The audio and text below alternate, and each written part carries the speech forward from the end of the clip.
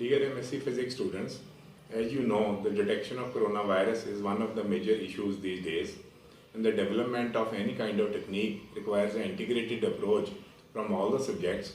So keeping in mind this thing, I like to give a short seminar on the role of physics in RT-PCR technique, which is one of the widely used method for the detection of this virus. So what is RT-PCR technique? Basically, it is a reverse transcription polymerase chain reaction technique. But before understanding this technique, we must know some of the basics. So what is virus? Virus is a microscopic package of genetic material. Either it is DNA or RNA, and they are surrounded by proteins and lipids. So if you see, coronavirus only has RNA in it as a genetic messenger. Now what is PCR or real-time PCR technique?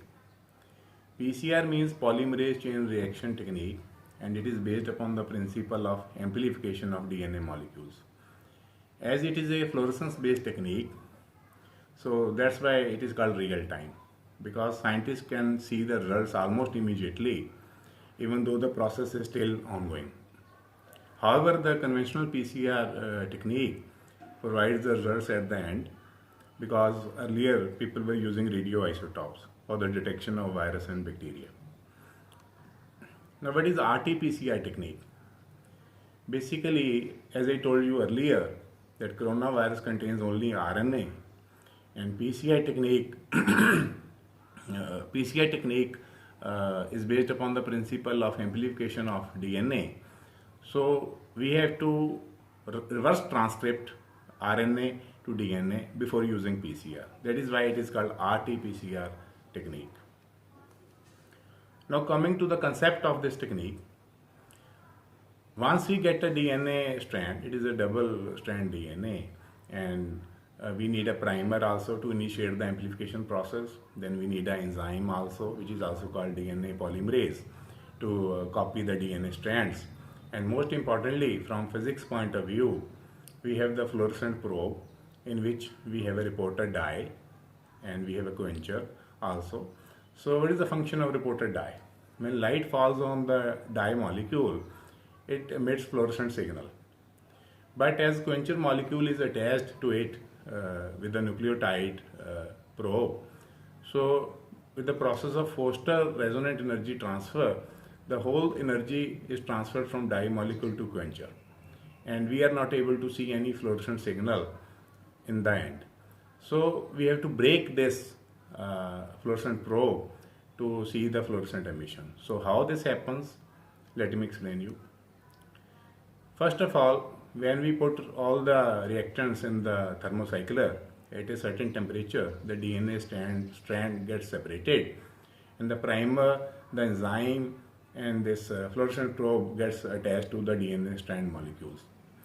Now when this enzyme starts copying the DNA strand with the help of the primer, it breaks this fluorescent probe.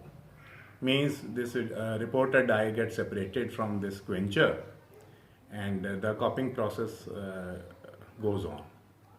You can see the DNA strand is copied by the enzyme in both the strands, and now when the light falls on this reporter dye, it emits fluorescent signal, and we can detect that signal very easily because the quencher is very far away from that. It completes the cycle 1. Similarly, in the next cycle, what will happen? At a certain temperature, the DNA strands will get separated, and the primer, the enzyme, and the fluorescent probe gets attached to the DNA strands on both sides. The same process will happen again. While copying this DNA strand, this enzyme will break this fluorescent probe, and the reporter and the quencher get separated. And when they get separated, what happens? Now if the light falls on the dye molecule, it will give a fluorescent signal that we can detect easily. And because the quencher molecule is very far away from it, so it will not quench the luminescence. So it completes the cycle 2. Similarly, a lot of cycles goes on until we get a certain threshold fluorescence to detect whether the patient is corona positive or corona negative. Now this is the experimental setup of all the concept that I explained to you. Thermocycler is used to run the reaction of when we add primer, enzyme and dye molecules in it, and this fluorimeter is attached to it to detect the fluorescent signal. Whenever the reporter molecules get separated from the quencher, the fluorescent signal comes out and we can detect the fluorescence. So this is a fluorescence versus cycles curve. Now let me explain you how we can detect whether the patient is corona positive or corona negative. This is the data for the two patients. One is green, one is blue. And what is CT? Basically, we have a background fluorescence also. When this fluorescent intensity reaches a certain threshold level, or it reaches above this threshold fluorescence, we can say that the patient is positive. But before, under this line, if this fluorescent signal remains, we say that the patient is negative. Even we can compare the viral load of both the patients, as the green line patient takes less number of cycles to attain this fluorescent level, threshold fluorescence level. And this blue line patient takes large number of cycles to reach the threshold fluorescent level. So it means the viral load of this green line patient is more in comparison to the blue line patient.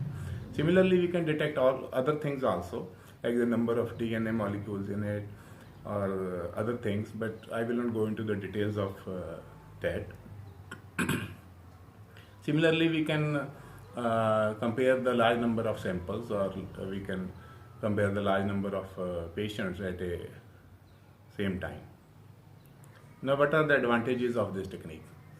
Real-time RT-PCR is the most widely used method for detecting coronavirus. It is highly sensitive and specific also, and it can detect even a single virus particle present in a person. What are the limitations of this technique? It is useful only in the first week of infection. It cannot tell us whether the person was infected earlier or it has recovered.